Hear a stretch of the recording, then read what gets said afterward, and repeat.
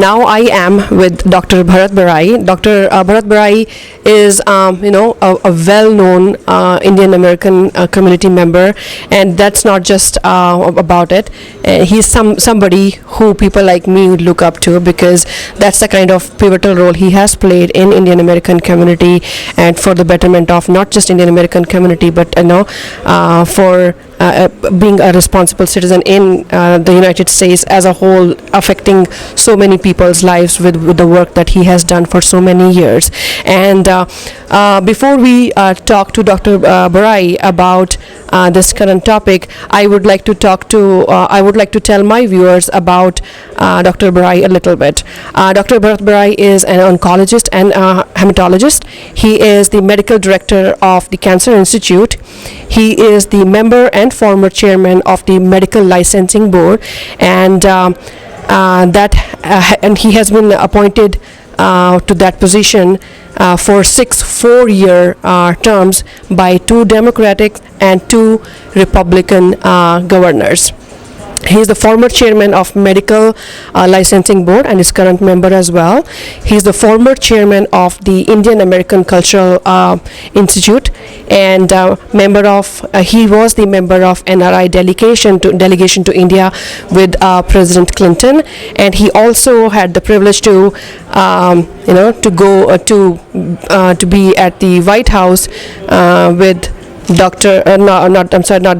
President Clinton, President Bush, and President Obama. And ladies and gentlemen, this is not just about it. There are so many hats that he wears, and then there are so many feathers in his cap. But let's talk to Dr. Barai about this current topic that is of utmost importance to all of us as well. And Dr. Barai, thank you so much for speaking with us. And this current topic that has been gaining momentum for all the immigrant families, irrespective of what country they're from, what religion they're from. My question as a layman is, all of a sudden, why this resolution, and then why city of Chicago is coming up with resolutions like that? Is there something there is an agenda behind it, or what's your take on it, and what all the viewers need to know, and what all the leaders who need to play a responsible job, who need to do a responsible duty, who have a responsibility to play the duty to perform, what are they doing sitting in those chairs? What is your take on it? Prachi, an Islamic fundamentalist organization called CARE, Council for American Islamic Relations, has claimed responsibility or ownership of this anti-India resolution. They went in a very surreptitious way, or I could call it sugar-coated cyanide way, and they went to city of San Francisco and Seattle, where they will put a resolution which says, "Congratulations to India on its Independence Day." Now, this kind of resolutions are called consent resolutions. These are courtesy resolutions. Somebody's birthday, somebody's wedding anniversary, somebody's graduation, somebody's Independence Day. So nobody reads it beyond the first headline. And then the resolution, now comes the cyanide part. It is a hate resolutions against India, against the Hindus, and against BJP and Prime Minister Modi. CARE doesn't like the results of elections in India. They think that the voters of India made the wrong choice. But that's none of their business. The voters in any democracy elect their representatives, and they write the laws. They don't like it. So instead of going to voters of India and trying to convince them that they should vote otherwise, they are going to United States, going in a very sugar-coated cyanide way, where the aldermen of the city don't know. They go for consent resolution. The title says, "Congratulations to India," but it is full of hate. This is the modality they tried in Chicago also. But somebody read the resolution, not just the headline. And they brought it to our attention that this is full of hate, hate, and hate. Now let's look at it. There are various communities in Chicago, Hindus, Muslims, Christians, Jews. Everybody has been living in peace with each other. We have lived with the Muslims, and I have many Muslim friends. In fact, I have a Muslim partner in my medical practice. And everybody does their own thing. why is this organization, which is a fundamentalist Islamic organization, bringing discord, disharmony, and fight among the South Asian community? They are not doing anything constructive for anybody, not even the Muslims. Second thing, this organization has been branded, officially designated as a terrorist organization by United Arab Emirates, another Muslim country. Their founder in Dallas was convicted and is in jail for collaborating with Hamas and Muslim Brotherhood as a part of so-called Holy Land Foundation funding. So it's beyond understanding, comprehension, why the city of Chicago aldermen would want to do anything with an organization that is an Islamic fundamentalist organization that has been designated as a terrorist organization. Their funding is under investigation by the Justice Department. Their founder in Dallas is in jail, convicted as part of association with Hamas and Muslim Brotherhood. I think if the city of Chicago aldermen know what these guys are, they can think twice. But now let's go into the merits of what they are saying. What is their gripe? Their gripe is voters of India elected a particular party, BJP, and they won absolute majority. So the voters of India decide who is going to elect. Is it really the business of city of Chicago or their aldermen to try to decide who should the voters of India elect? India is a sovereign democratic country. And same is Australia or New Zealand or UK or France. Each country's voters decide their own elected representative. So I respectfully request all the aldermen, this is beyond your mandate. Please take care of city of Chicago. That's what you are elected for. I am a taxpayer in Chicago, and I am asking my aldermen, please vote and do whatever is appropriate for the benefits of citizens of Chicago. Citizens need vaccine against coronavirus. They need housing. They need jobs. They need reduction in the murder rate. They need so many things that can be helped. Why are they wasting their time, energy, and money to discuss about election results in a country 8,000 miles away for which Chicago has nothing to do? It's none of part of their business. So we respectfully request them. What is their other gripe? Their gripe is that Indian Parliament passed a law called CAA.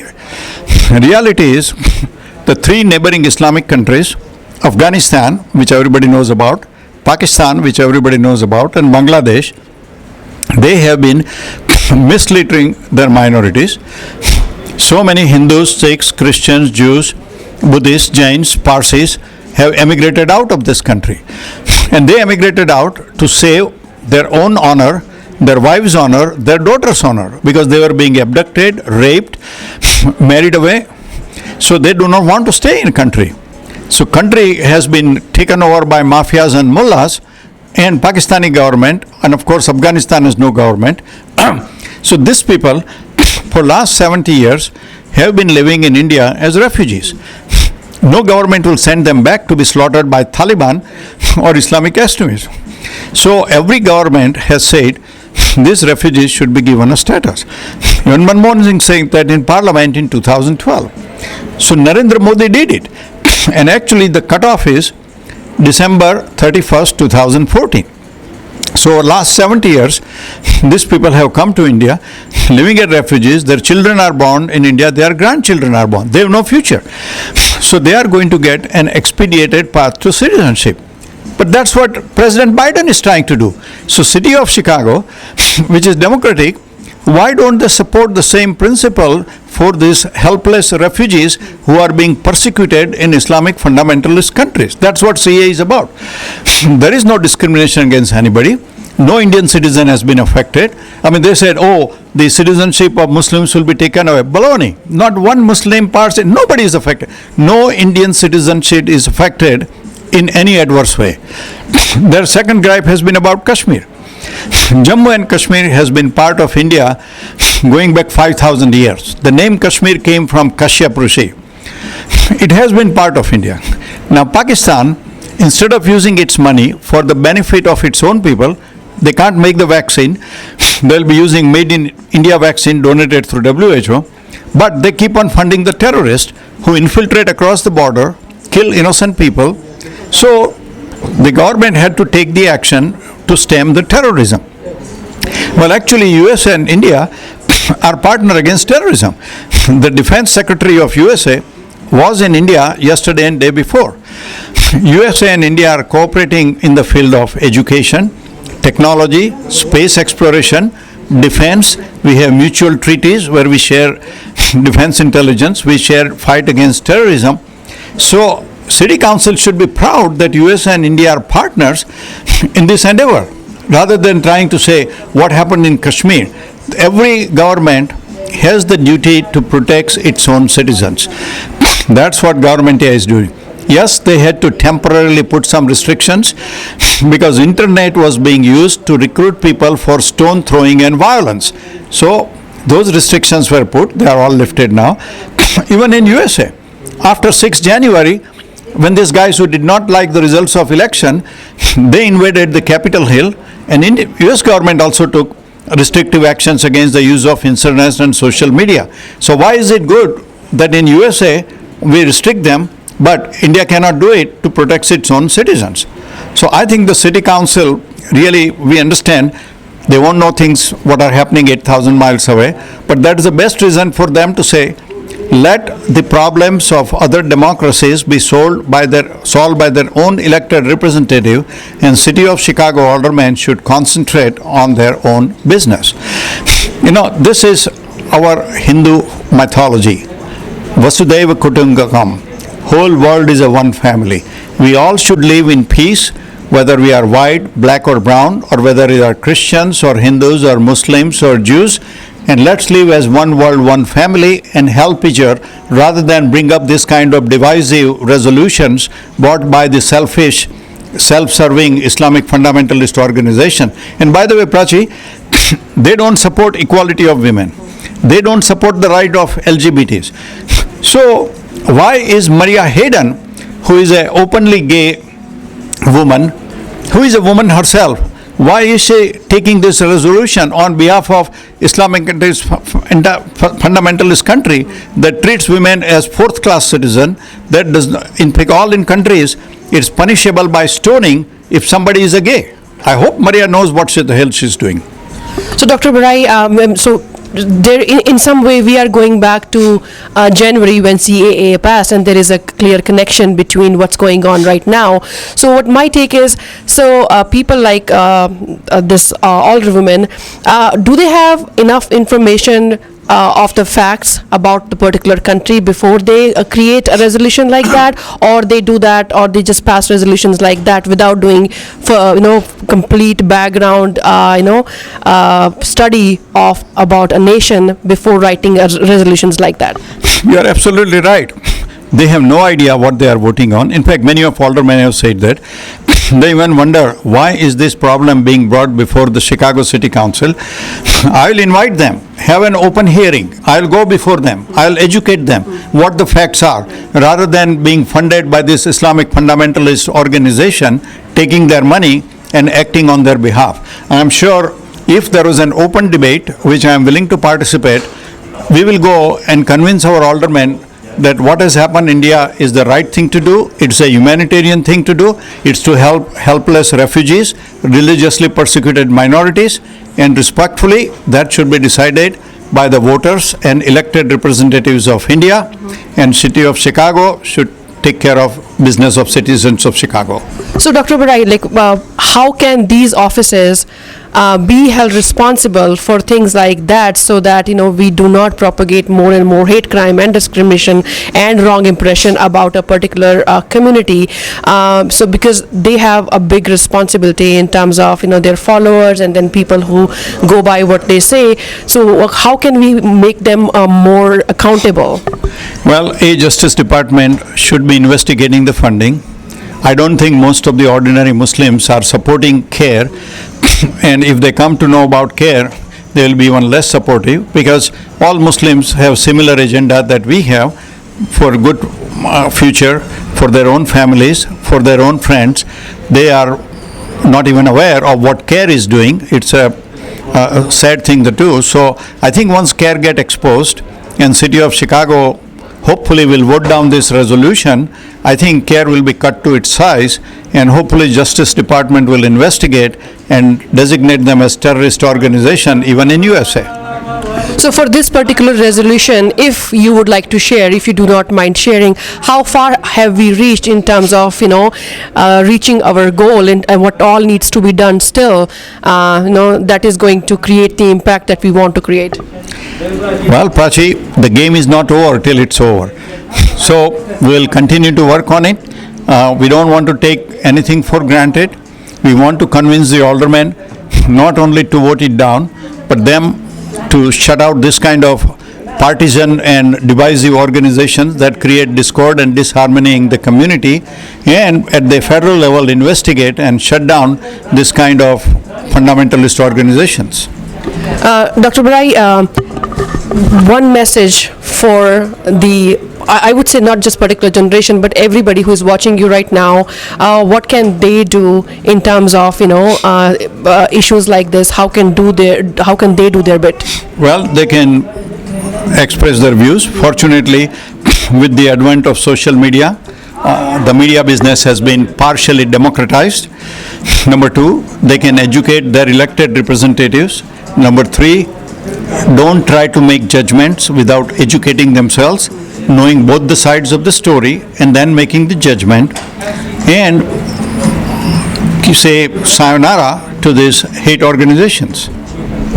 As you all said, there's a lot that needs to be done still, and we all need to stay united, and there is a lot that we need to spread awareness about. There is a lot that needs to be, that people need to be informed about. And then again, as Dr. Barai said, there is a lot that still needs to be done, and we wish you all the best, Dr. Barai. Can I add one thing? You asked the question, what can other people do now? They can go on the social media, Facebook, learn about this resolution, learn about it, and then once they are convinced that this is a hate resolution which has no business of being in City of Chicago, if they know, they can call the aldermen, they can send the emails to their alternate. There is enough educational material for them to get the points and make the judgment. So that way, the more the aldermen hear how much the citizens dislike this resolution, I don't think they are going to read 5,000 emails, but at least once they know about it, I think in future they will say goodbye to this kind of divisive politics. So as Dr. Barai said, that there is still a lot of stuff that we all can do as a member of the community. There is a lot of information. Read the resolution, go over it, and then you can reach out to the aldermen, and you can express your views, and not just for this resolution. If there are things that happen in future, we need to speak up. We need to use our voice to talk about if there is something that is dividing people, and or that is something that is harming the relationships between India and the US and the communities who are living peacefully for years here, irrespective of religion, country, and caste. I have one more appeal to my Muslim fellow citizens. The Muslim fellow citizens rightly feel about Islamophobia, but this Islamophobia is generated by this kind of hate organizations. So I will appeal to the Muslim friends, shut down this kind of outfits which are really keeping the Muslims backwards. They are keeping them behind and generating Islamophobia. I think they have a right to have equal rights. They should be living in peace, and please don't allow this kind of radical organizations to defame their name and invite disrepute for them. So here is a message from Dr. Barai, but about not just one particular community or a religion or caste. It's for everybody who is watching us to make sure that that we stay united. Dr. Barai, thank you so much for speaking with us. Thank you for the opportunity to tell your viewers about our views, and respect to the community members as well as our Muslim friends, what they can do to help calm down the situation and live in peace and harmony. Thank you. Thank you. Thank you so much, Dr. On that note, I would say stay tuned. We'll be coming up with more relevant issues, and I will see you guys again. Thank you very much. This is Prachi Jetli signing off.